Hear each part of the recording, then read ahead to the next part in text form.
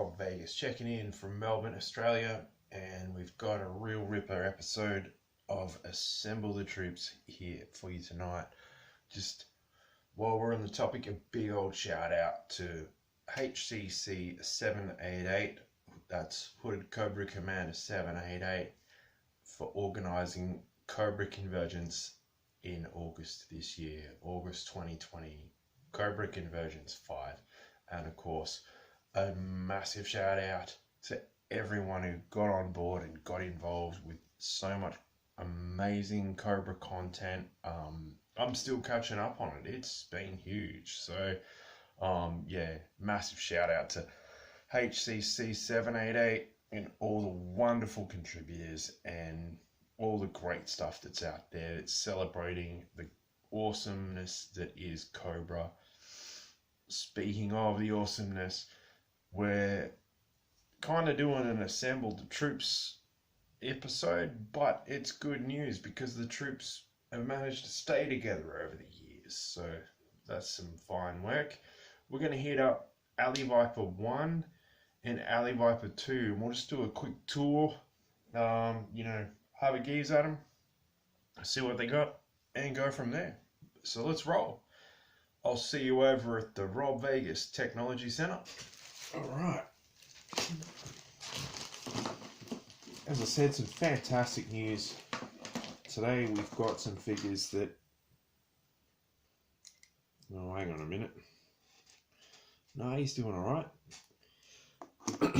Some figures that don't require any attention. So this is excellent. It makes my job a lot easier.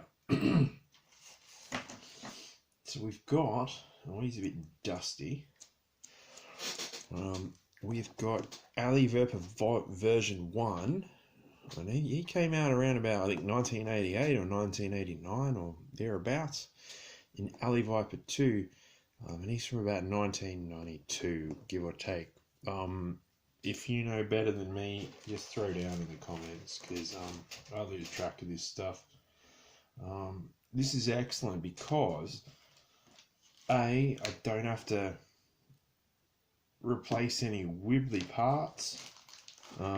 They've still got their helmets, their masks, they've still got their machine guns or rifles, they've got their backpacks, which incidentally, they just have the same backpack, but just updated.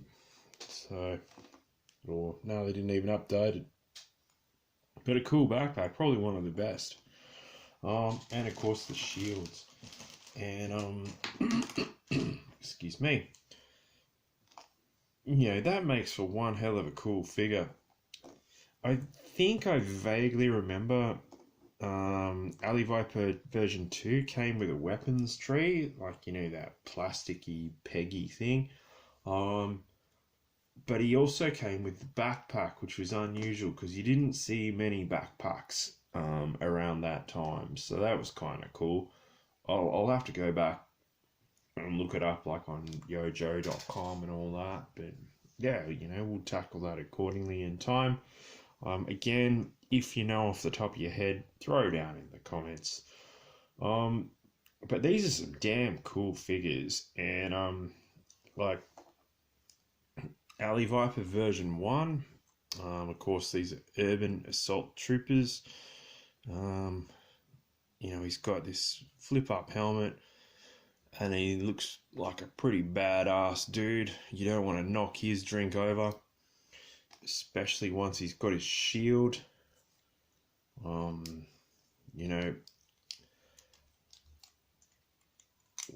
Bugger, his thumb's broken. That's annoying, but we can work around that. So that'd be his left arm there. We can make that happen. So you just hold that, and then you can hold his machine gun in the other hand. Very curious design for a machine gun. I'm not sure if there's any real world example or facsimile for what type of machine gun that might be. Again, hit up those comments below. I've not been able to find something, but then again, I know absolutely bugger all about weaponry, so we go. He's got his backpack, and this is one really badass backpack. He's got like a whole lot of grenades and bombs and things on there. Then there's cool as what's implied to be a like grappling hook launching weapon. If they'd have made that removable and like a separate bit, man, that would have been cool. But there you go. He's kind of, like I said, he's got some issues with his thumb. We can sort of try and work around that, which we're doing-ish. And bang, there you go. You've got yourself like a riot soldier. Like, be thinking twice about going on that protest march, university students, because this guy might be there. And that brings us to Alley Viper version 2. And again, this is like one of my favorite figures. He's a really awesome like design. Like, yeah, the yellow and the black just pops. And this completely badass helmet mechanism. So there he is. He's got his hat on, and then he lifts that up, and it's like, hey, here I am. And yeah, really, really cool, really good stuff. Like, this is some amazing stuff. Again, he comes with that exact same backpack mold, and again, you can tell it's the version 2 one because it's a bit shinier. And of course, yeah, the only thing I could say is a negative is that grapple hook launcher is not removable, which would have been like out of this world if it was. And you could, you could send him up buildings on missions to, kick out dissidents or whatever they do in the Alley Viper Corps. He's got the actual same machine gun. This is another massive shout out to the original. Criticism, of course, you can see it from a mile off, is on the original Alley Viper. That sort of hand grip at the front of the machine gun was actually rounded off. But on the version 2, for some reason, I don't know, maybe they were just saving a few bucks. Yeah, the machining or whatever it is that makes these, they just left it as a square peg. I mean, it's acceptable, but you would have wanted, the spot on,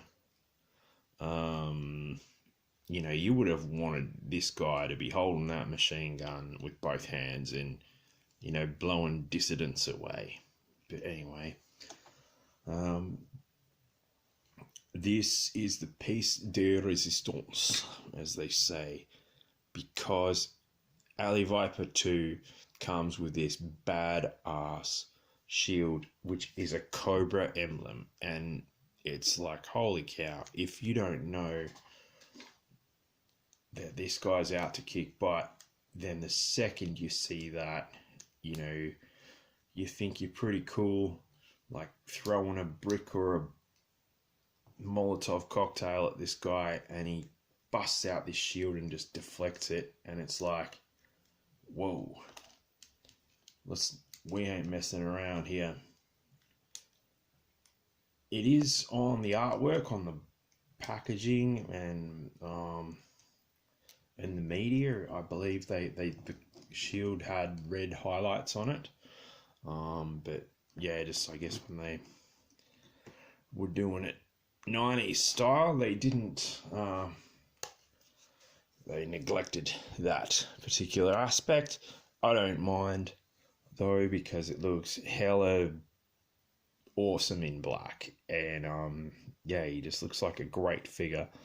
Like the original Alley Viper was a hard one to top, like in terms of urban camouflage, urban SWAT team missions, stuff like that. He was a hard one to top, but then bang, Alley Viper version 2.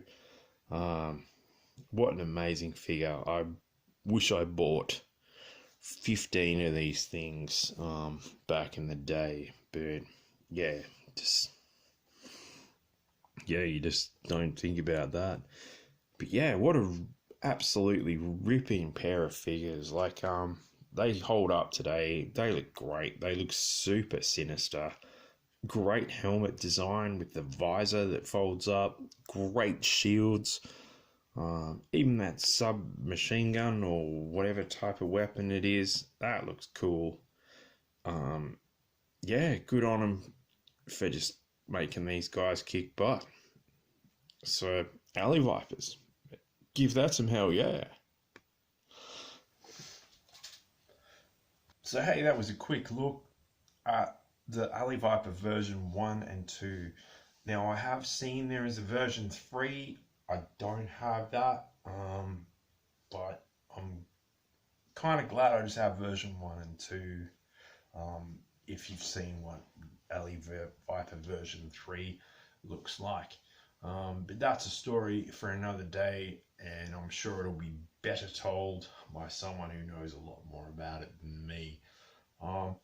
In the interim, like, what great figures. Really rapt to have them in the collection, and yeah, we didn't really have to do a great deal. We just had to gear them up and not pull them apart or screw them back together and all that kind of thing, which is kind of a given here on Assemble the Troops. Anyway, yeah, keep on rolling with your G.I. Joe videos. Get those toys out of the shed or the storage or the box or wherever they might be. Mess around with them because it's cool fun, and it's just so great to have them back in action. Everybody stay safe. This is Rob Vegas signing out from Melbourne, Australia, and I'll see you on the next video, and keep on assembling those troops. And just one last big old time for 2020. Yo, Cobra!